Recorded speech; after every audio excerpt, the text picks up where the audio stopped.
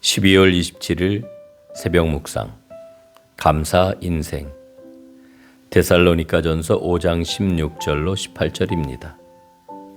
탈무드는 세상에서 가장 지혜로운 사람은 배우는 사람이고 세상에서 가장 행복한 사람은 감사하는 사람이라고 말을 합니다. 감사하는 사람은 감사하지 못하는 사람보다 훨씬 더 건강하고 행복합니다. 이유가 있습니다. 우리 몸은 감정에 민감하게 반응하기 때문이랍니다. 불평하면 혈액순환이 방해를 받고 맥박이 급하게 뛰고 위장운동을 둔화시켜서 소화불량을 가져온답니다. 그러므로 정말 행복하기를 원한다면 감사하는 사람이 되어야 하는 거지요. 누가복음 17장에 보면 10명의 나병 환자들이 나옵니다. 이들은 예수님이 지나가시게 되자 큰 소리로 우리를 불쌍히 여기소서 하고 외칩니다. 예수님은 그들을 보고 말씀하시지요. 제사장에게 가서 너희 몸을 보이라. 이들 10명의 나병 환자들은 집으로 가다가 깨끗이 치료를 받습니다. 그런데 그 중에서 한 명만 예수님께 돌아와서 엎드려 감사를 하지요. 예수님이 물으십니다. 10명이 다 깨끗함을 받지 아니하였느냐? 나머지 9은 어디에 있느냐? 여러분, 예수님 말씀에서 우리는 중요한 사실을 발견합니다. 첫째, 감사하는 게 마땅하다는 것입니다.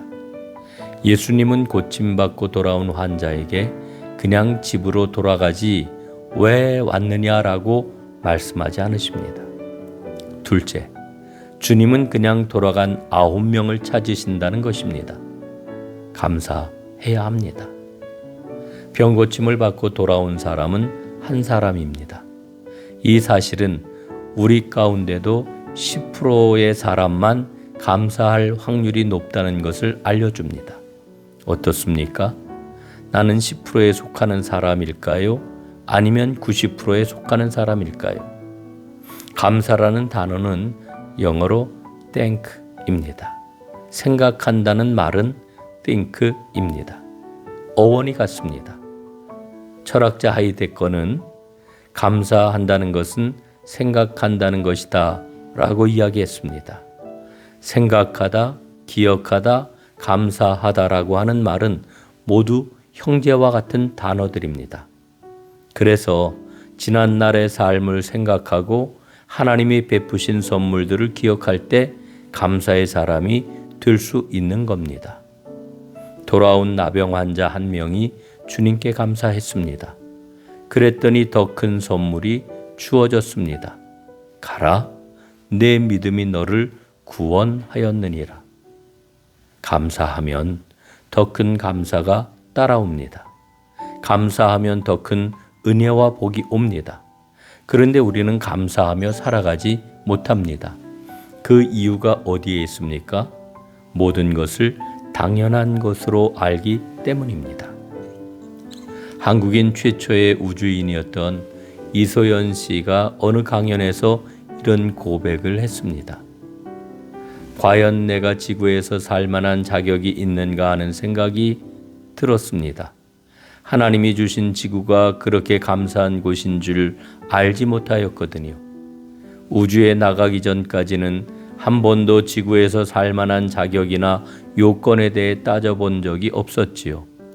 오히려 사는 것에 대한 불평과 불만이 많았거든요. 그런데 우주생활 훈련을 하면서 깨달았습니다.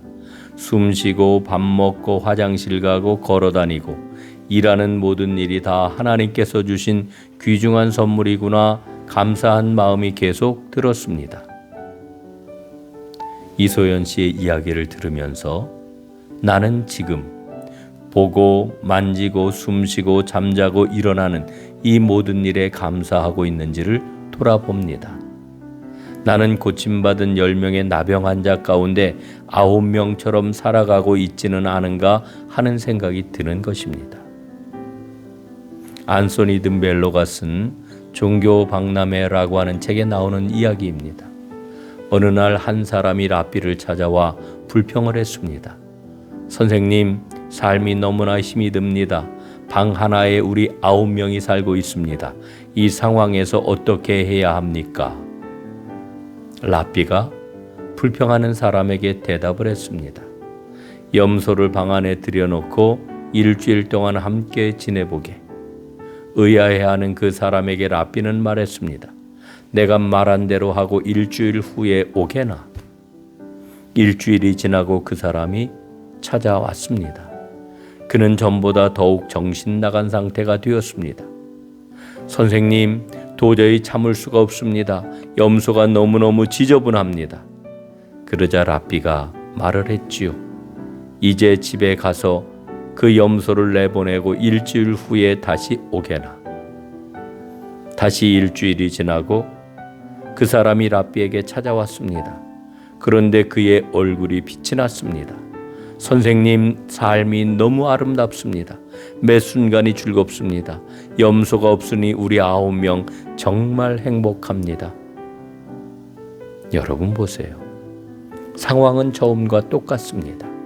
바뀐 게 없습니다. 그런데 인식이 바뀌자 축복을 깨달은 것입니다. 성도는 누구일까요?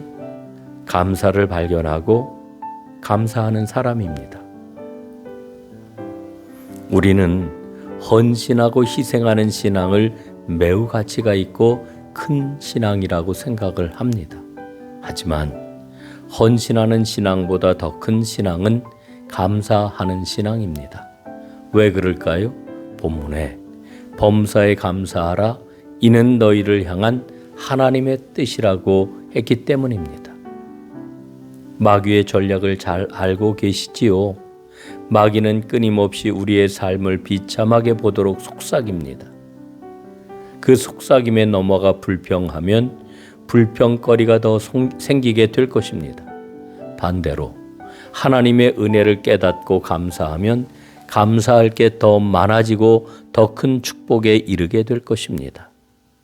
예수님은 감사하는 사마리아 나병 환자에게 내 믿음이 너를 구원하였다고 축복하셨습니다. 구원의 은혜에 비하면 치유의 은혜는 작은 복에 불과합니다. 감사하는 자에게는 반드시 우리 주님께서 높은 이자를 쳐서 축복해 주십니다. 성경이 일러주는 믿음의 법칙이 있습니다. 감사의 문이 열리면 축복의 문도 열리지만 감사의 문이 닫히면 축복의 문도 닫힌다는 것입니다. 감사하면 할수록 감사할 일이 더 많아지는 축복의 사람들이 되시기를 바랍니다. 이제 2022년도 5일이 채 남지 않았습니다. 감사함으로 한 해를 마무리하겠다고 작정해 보십시오. 감사하는 마음으로 주님의 도움을 구해 보십시오. 그렇게 2022년도를 마감하는 여러분에게 하나님께서는 2023년도를 은혜와 축복으로 활짝 열어주실 것입니다. 감사는 기분이 아닙니다. 정서적 반응도 아닙니다. 감사는 생각하고 기억하는 인식과 의지입니다. 감사는 믿음으로 결단하는 은혜의 영역입니다. 하나님이 지난 한 해 동안 베푸신 선물들을 기억하고 이를 감사하게 해주시니 감사합니다. 아멘.